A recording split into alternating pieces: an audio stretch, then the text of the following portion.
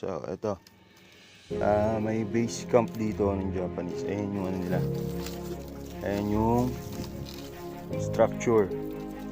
Structure na ganun. Tapos may nakaparong siya sa ibabaw. So, sa left side niya, sa right side wala masyadong makikita eh.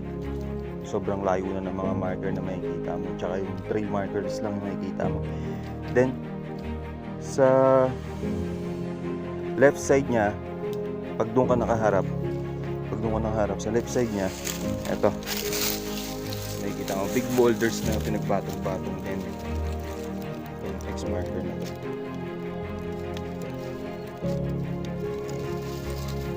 Proceeding na natin. Check namin yung surroundings na ito. And magtitingin pa kami ng ibang side. So, stay tuned. So, may ibabaw, sa ibabaw niya, all free yan. All free. Ayan. So, malalaking kawayan niya na olds. Ayan. Tapos meron pa sa baba. Naka-triangle formation siya na pagkatanim ng kawayan. Ito yung sa taas, big boulders pa rin.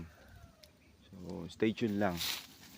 Silipin pa namin yung surroundings ng area na to. Then, let's see.